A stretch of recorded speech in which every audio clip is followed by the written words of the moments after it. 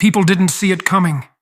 They thought the moment would break you, that the weight of the insult, the betrayal, the sheer disgust of what was done to you would shatter your composure and expose your anger. They waited for the explosion, the emotional collapse, the screaming, the loss of dignity. But none of that came. What they saw instead was something they didn't know how to process: restraint, a kind of silence that wasn't weakness, but power restrained so tightly it made them uneasy. You didn't react the way they expected. You didn't fall into the trap, and that restraint left them speechless, confused, almost terrified. Because when someone responds to filth with discipline, when they face humiliation with grace instead of rage, it creates a disturbance in people's moral compass. It makes them question what real strength actually looks like. They thought the only way to fight was to fight back. They believed that retaliation was proof of self-respect, but what they saw from you was something different, something higher. You refused to let their corruption dictate your character. You didn't let their moral decay rewrite your own values. You stood still, unshaken, as the storm they created tried to pull you under. That stillness was not emptiness. It was control. It was the quiet acknowledgement that you are not ruled by impulse, not driven by the need to defend yourself against lies. And that's what they couldn't comprehend, that real power doesn't need to shout, doesn't need to prove, doesn't need to retaliate. It simply exists. Your composure made them see their own chaos. The moment you didn't react, the mirror turned toward them. They had to face the ugliness of their actions, the smallness of their intentions, because when someone remains calm in the face of moral filth, it reflects the weakness of those who tried to provoke it. You didn't fight dirt with dirt. You chose discipline. You chose silence, and that silence became deafening. It wasn't submission. It was strategy. It wasn't fear. It was focus. And that difference exposed the hierarchy between you and them, a hierarchy they never wanted to admit existed. There's something unsettling about witnessing composure in the middle of chaos. It reminds people that emotion isn't control, that loudness isn't authority, that rage isn't power. They expected to see you lose yourself, but instead, they lost you, lost access to your energy, your reaction, your vulnerability. You took everything they thought they could manipulate and you transformed it into strength. That's why they're talking now, whispering, analyzing, replaying every second of how you handled that disgusting situation. Because deep down they realized they were not testing your limits, they were revealing theirs. And what unsettles them most is not what you said, but what you didn't say. It's the silence that carries the truth they tried to bury. It's the calm that exposes who truly holds control.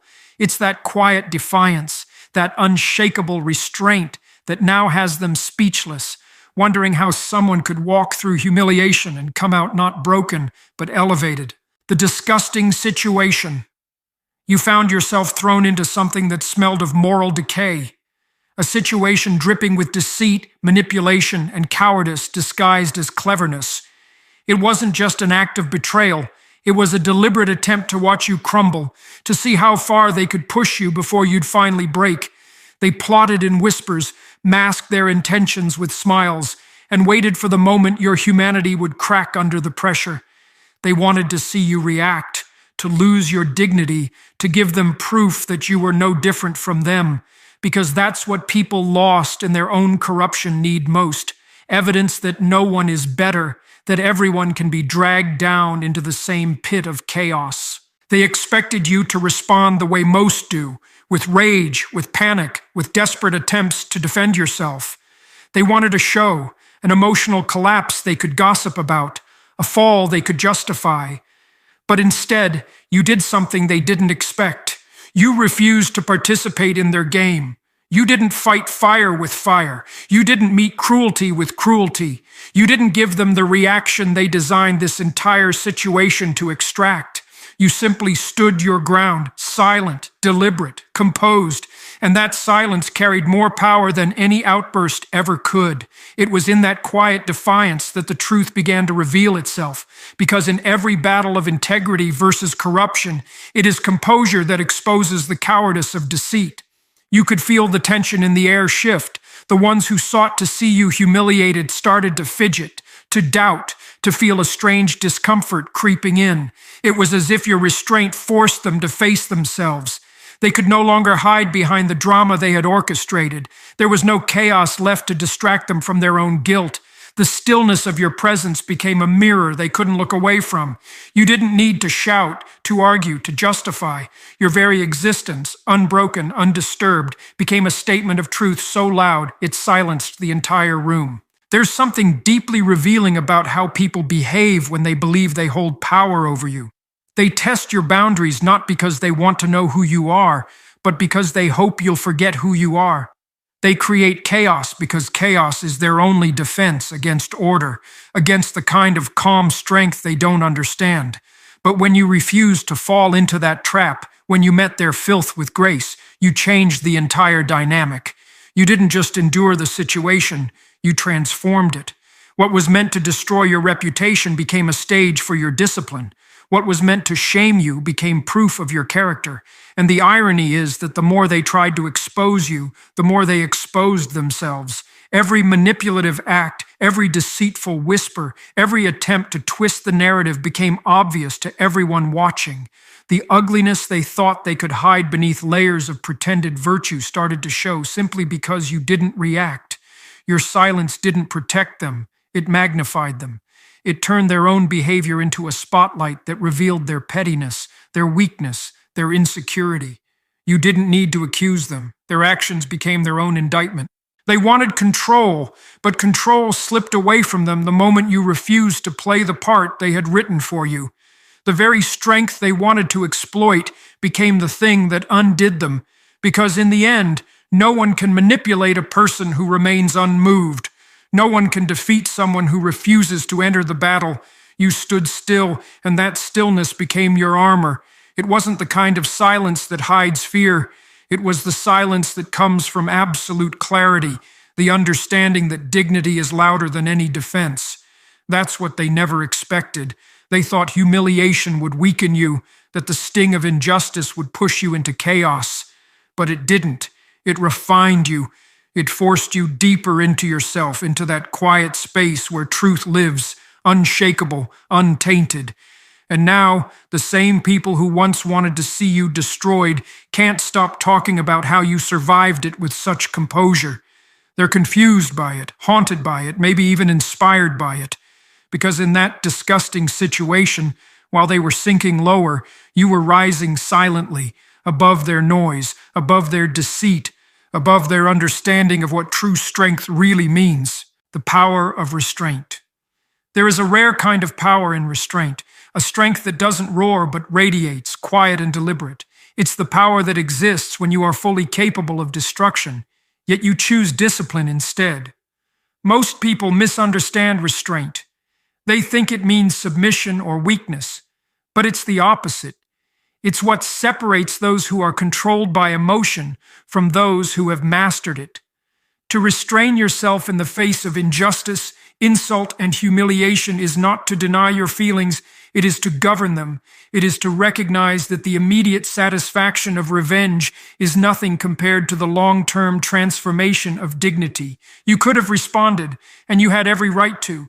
You could have let your anger speak for you, could have exposed what was done, could have made them taste the same bitterness they tried to feed you. But you didn't. You took a step back and realized something they couldn't, that reacting would only bind you to their chaos.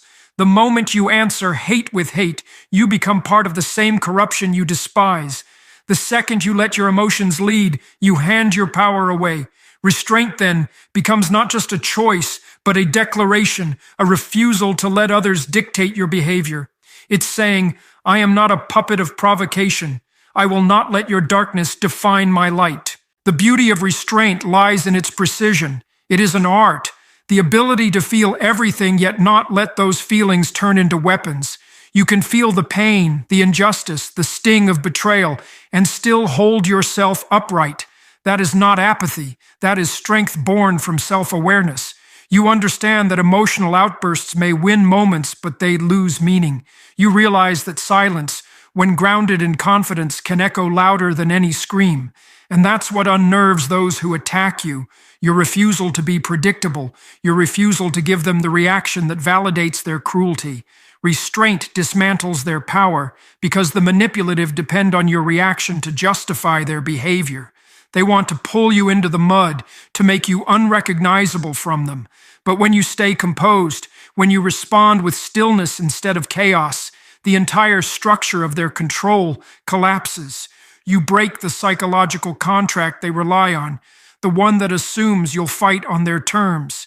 By doing nothing destructive, you destroy everything they built. You take away the one thing they needed, your participation. And when you refuse to participate in corruption, you expose it for what it truly is. People often think power is about dominance, about being louder, faster, more aggressive. But true power is about endurance. It's the ability to carry your composure through fire, to stand unbroken while the world demands a reaction.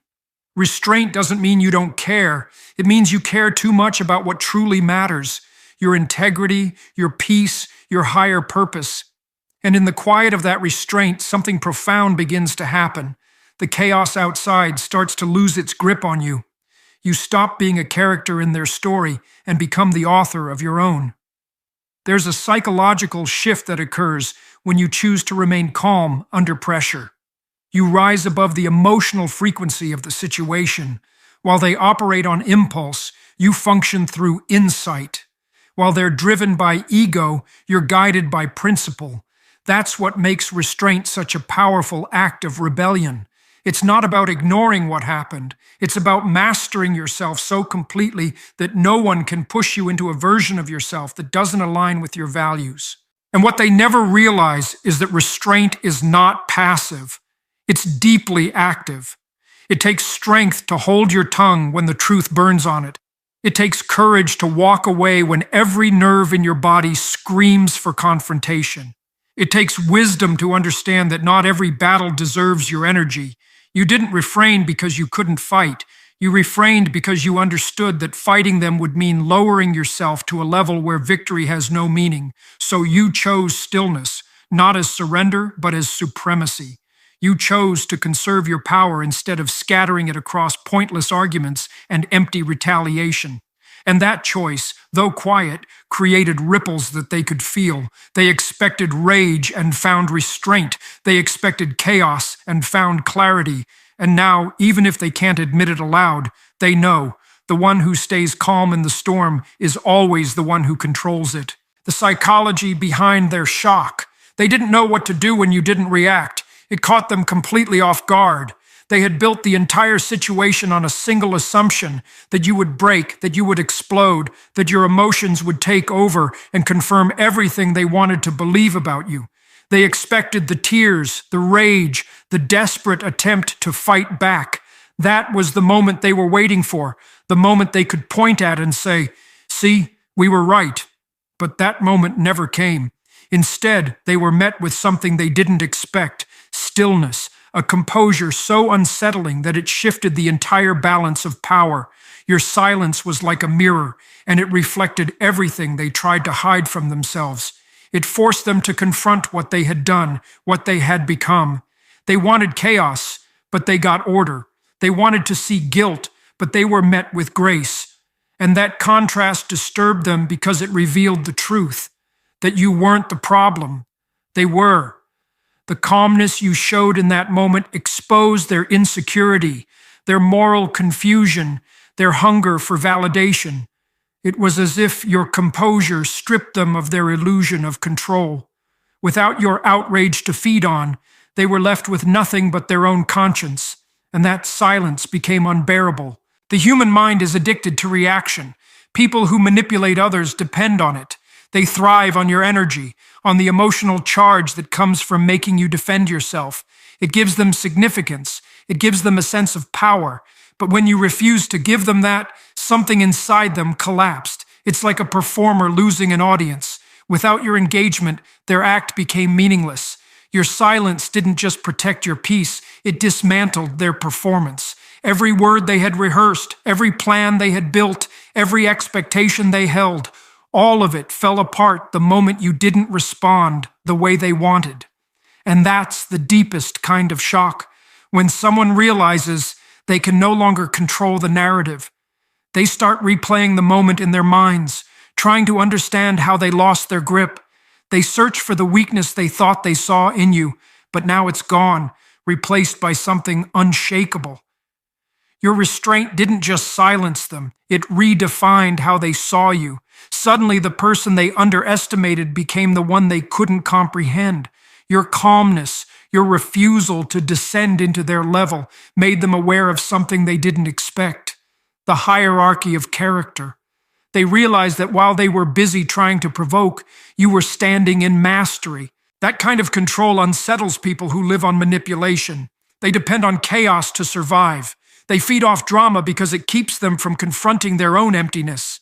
But when you remain calm, when you look at them without anger, without fear, without reaction, they're forced to feel the full weight of their own actions. That's why silence is so powerful. It removes distraction.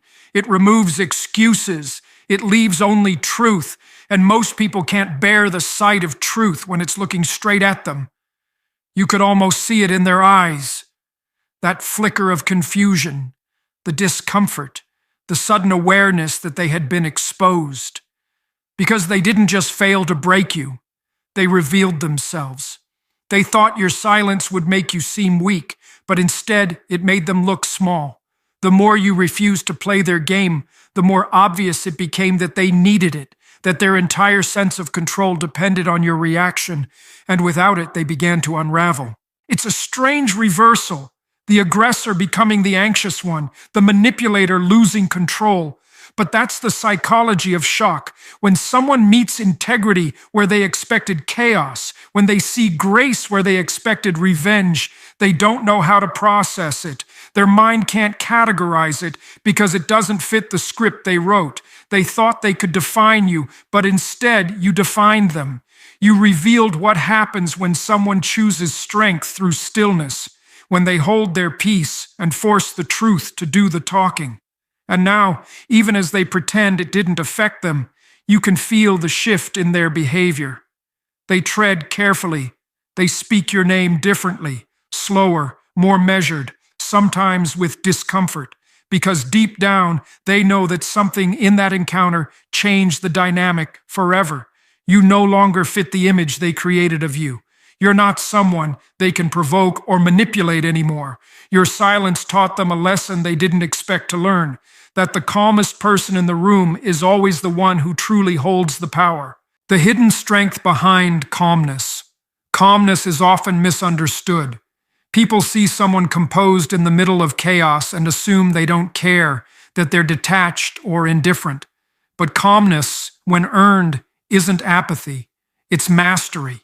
It's the result of countless battles fought within oneself, the kind that no one ever sees. It's the outcome of learning how to feel pain without letting pain define you. To remain calm in a disgusting, demeaning situation is to stand at the edge of chaos and refuse to be swallowed by it. It's the quiet realization that not every storm deserves your energy, and not every attack deserves your attention. When everything around you demanded a reaction, you did something extraordinary. You paused. You didn't match noise with noise. You didn't try to prove your worth to people who had already decided to misunderstand you.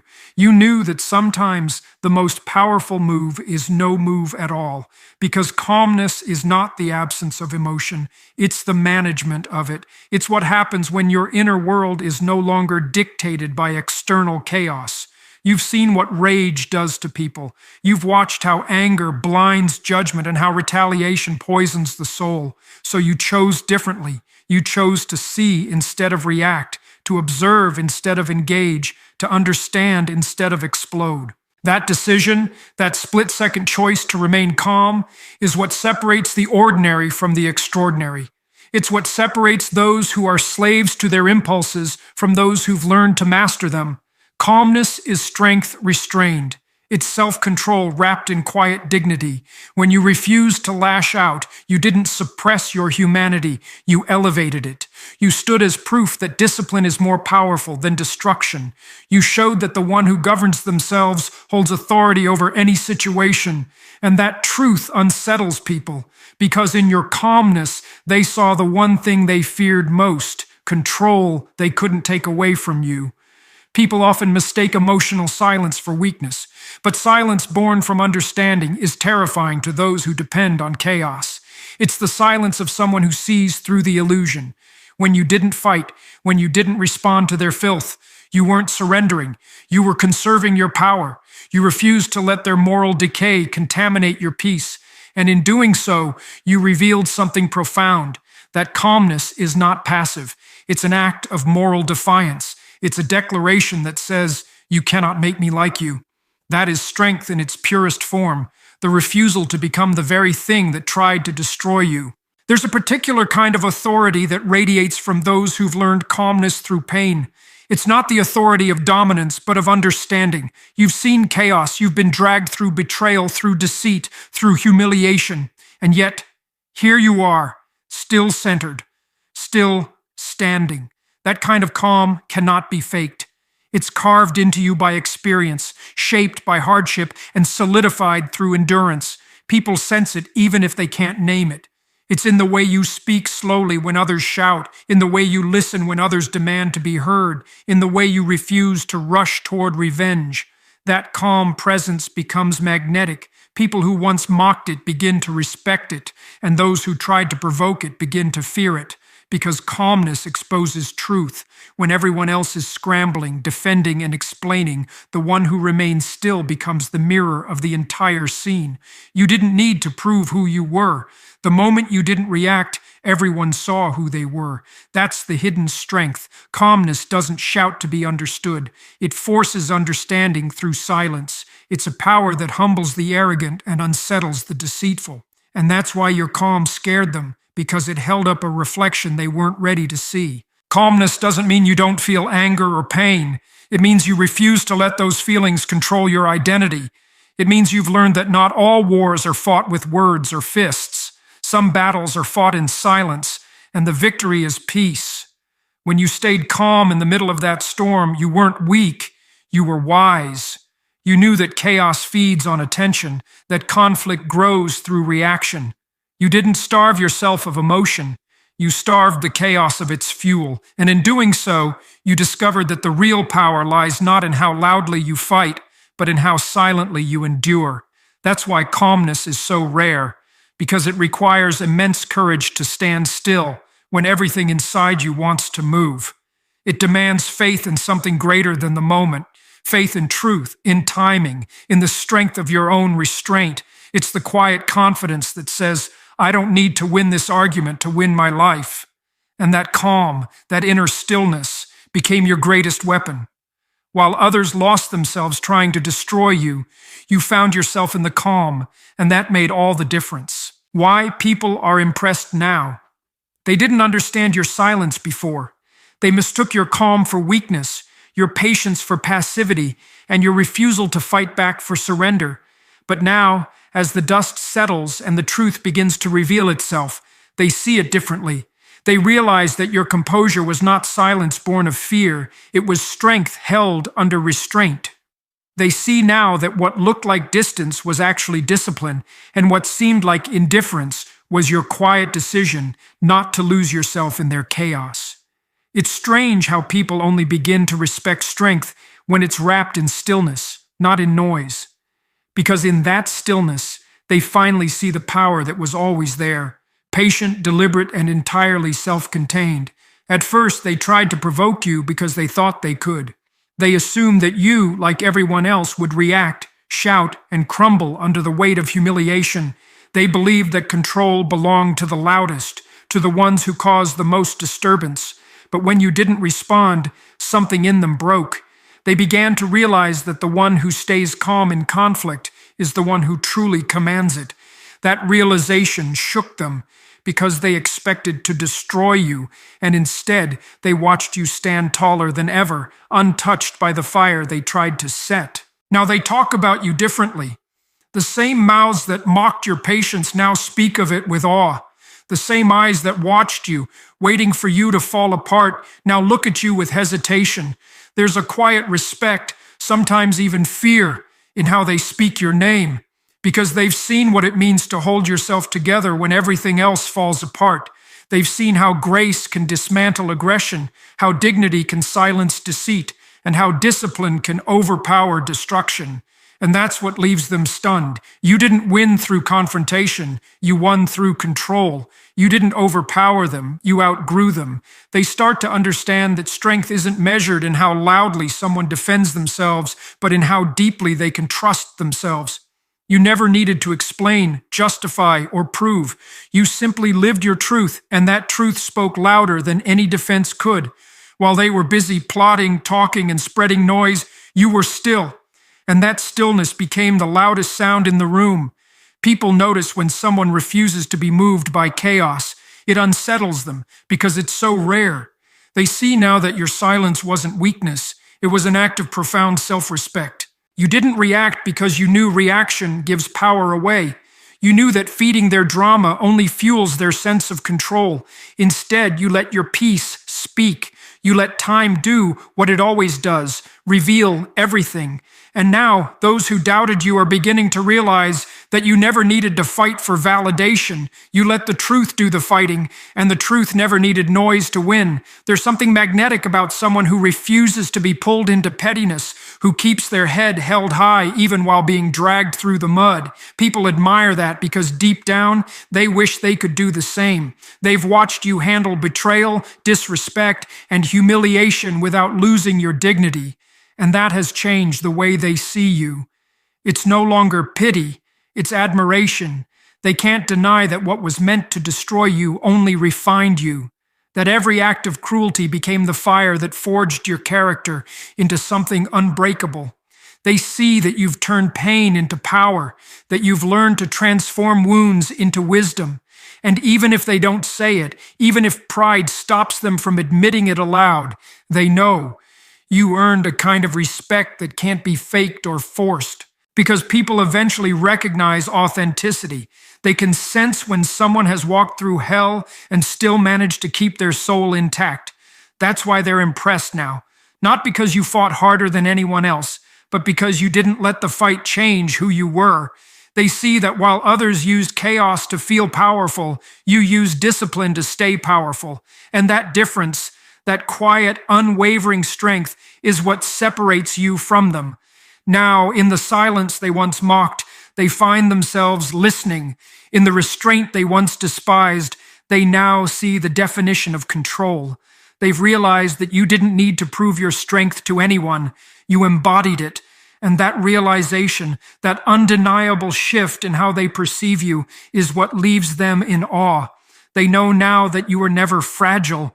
You were being forged, and the version of you that emerged cannot be shaken by anything or anyone. The moral and spiritual lesson. Life has a strange way of revealing its deepest lessons through pain and betrayal. What once seemed like chaos now begins to appear as something divinely orchestrated. A process meant not to break you, but to refine you. The trials you faced weren't random. They were purposeful, deliberate, and necessary for your awakening. Every false friend, every cruel word, every disappointment carried within it a fragment of wisdom, a message whispering that strength is not born in comfort. It is born in struggle. You were not being punished. You were being prepared. What looked like destruction was, in truth, a sacred kind of rebuilding. When you look back, you can see it now. The hands that tried to tear you apart unknowingly became the tools that shaped your resilience. The betrayal that once felt unbearable forced you to rely on something higher than human loyalty. The silence that once suffocated you taught you how to hear your own soul. And the rejection that once burned like fire revealed the truth about where you never truly belonged. It's as if every storm was designed to strip away illusion after illusion until all that was left was you. Real, aware, and aligned with something greater than the noise around you. There is something profoundly spiritual about enduring humiliation and still choosing not to hate. It's a kind of transcendence, the ability to see beyond the immediate wound and recognize that even in injustice, there is divine order at work. Because when people betray you, when they lie and manipulate and turn away, they don't just expose themselves, they also reveal what's sacred within you. They make you realize that your peace, your empathy, your honesty were never weaknesses. They were rare strengths. The pain of losing those who were never meant to stay teaches you the most valuable truth of all, that peace is not found in people but in purpose. You begin to understand that the path of growth is not meant to be easy or universally accepted. There will always be those who misunderstand you, who mock your depth, who cannot comprehend why you choose integrity when deceit seems easier. But spiritual maturity means realizing that not everyone can walk with you where you are going. Some people were placed in your life to test your patience, to awaken your discernment, or to push you toward the next stage of your evolution. And once their purpose is fulfilled, they fade away. Not because you failed, but because you learned. There's a kind of divine justice that doesn't need to shout. It moves quietly, with precision, revealing truths at the exact moment they need to be seen. The people who wronged you begin to face the consequences of their own choices, not through revenge, but through realization. And you, the one they tried to tear down, rise in a way that can't be explained by human effort alone. It's not pride, it's alignment. You've learned that forgiveness isn't about letting them off the hook.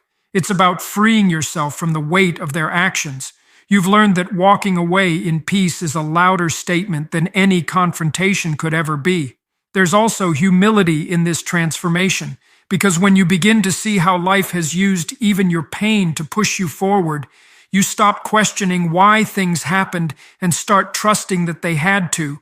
The tears you once cursed now look like seeds, the foundation of something sacred growing within you. And slowly, the anger fades, replaced by an unshakable calm. That's the moral and spiritual victory, not the external success, not the praise or the recognition, but the inner knowing that you survived with your character intact. Now you move differently.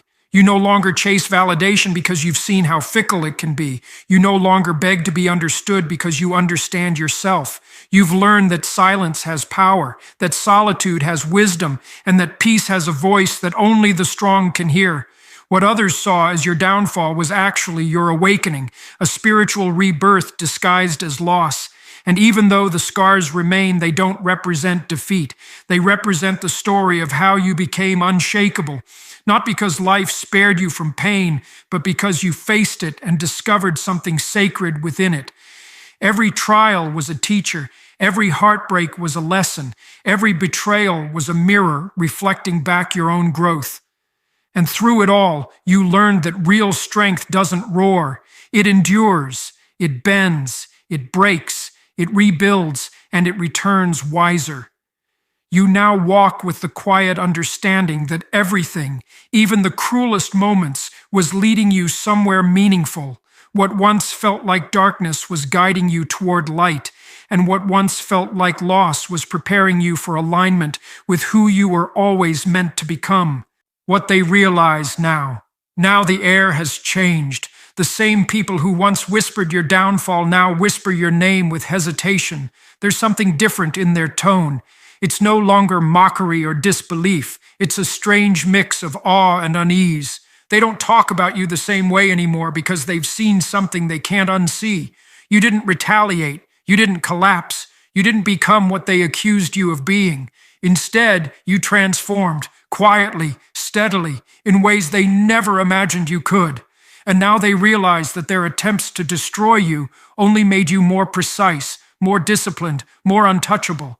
It's almost unsettling for them because they built an entire narrative around your supposed weakness, only to witness your strength dismantle it without a word. You can sense it in their eyes, the confusion, the quiet regret, the curiosity mixed with fear.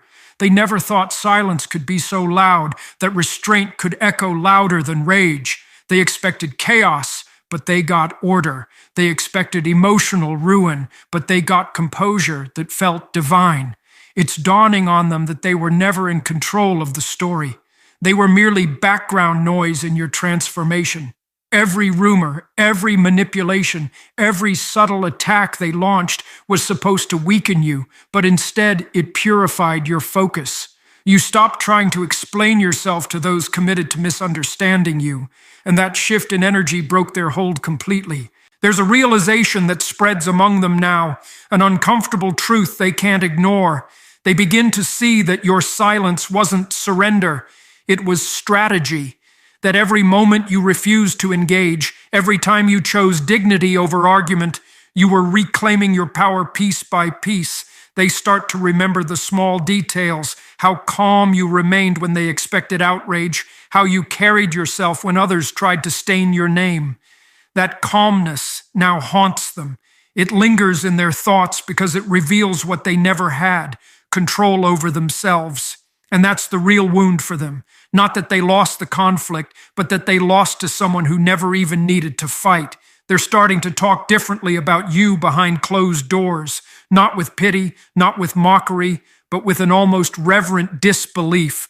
They call it luck, timing, divine favor, anything that can help them make sense of how you rose from what they thought would bury you. But deep down, they know it wasn't luck. It was discipline. It was moral strength. It was your refusal to participate in their chaos. And that realization is uncomfortable because it exposes them to their own reflection, to the truth that their cruelty was a projection of their own weakness. Now they must live with that awareness, and some can't bear it. They begin to look back on everything they said and did, and the weight of it starts to press on them. The guilt creeps in, not as a loud admission, but as a quiet restlessness. They avoid your name in conversation, yet they think about you constantly. The calm way you handled everything keeps replaying in their minds. It becomes a symbol of something greater, a reminder that integrity can outlast deceit, that truth eventually exposes falsehood without needing to shout. And that's what unsettles them most. They realize you didn't just survive, you evolved. You didn't just endure, you elevated. Now even your presence has changed meaning. The same people who once saw you as easy to manipulate now treat you like someone they shouldn't cross. The same ones who thought you were naive now understand that your kindness had depth, not weakness. There's a quiet respect forming, sometimes admiration, sometimes guilt, sometimes envy. They recognize now that what you displayed wasn't apathy or avoidance. It was mastery. You taught them without words that calmness in the face of evil isn't a lack of emotion, it's emotional sovereignty. You showed that composure isn't about indifference, it's about wisdom that refuses to waste itself on the undeserving. And though they may never admit it aloud, they've learned something profound from you. The true power doesn't come from controlling others, but from mastering oneself. They know now that their attempts to drag you into their darkness only expose their own. That's why your silence feels so loud to them still, because it carries truth they can't escape. You've become a living contradiction to their assumptions, proof that moral integrity doesn't just survive corruption, it thrives in spite of it. Now they realize you were never fragile, never lost, never small. You were tempered. You were refined by what they threw at you. And while they were trying to strip away your worth, you were quietly becoming something greater, something that didn't need their approval, something that existed beyond their reach. That's the irony they face now, that the very storm they sent to break you became the proof of your unbreakable nature. They see it clearly, and though they'll never say it out loud, every time your name is spoken, it carries a new weight, not of pity, but of reverence, because now they understand what you've become, the evidence that dignity in the face of corruption is the rarest, most unsettling power of all. So yes, people are impressed, but it goes far beyond admiration. What they're feeling now is something closer to awakening. They've seen something in you that disrupts their understanding of strength. They thought power was noise, that dominance came through aggression, that control meant having the loudest voice. But you've proven that the highest form of control is calmness, the ability to remain centered when everything around you is chaos. You didn't react, you responded with silence. You didn't fight, you transcended. That's why the air has shifted around you. Because what you did wasn't just an act of restraint, it was a revelation of hierarchy, a reminder that emotional mastery is a form of divinity disguised as composure. You became the lesson they never expected to learn. By choosing dignity over reaction, you dismantled the illusion that rage equals strength. You showed that the person who can stay calm while being attacked possesses a depth that those who rely on chaos can never reach. You didn't need to prove anything. You simply existed in truth, and truth doesn't argue. It stands.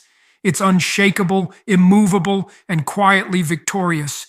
That's why those who once mocked your silence now find themselves haunted by it.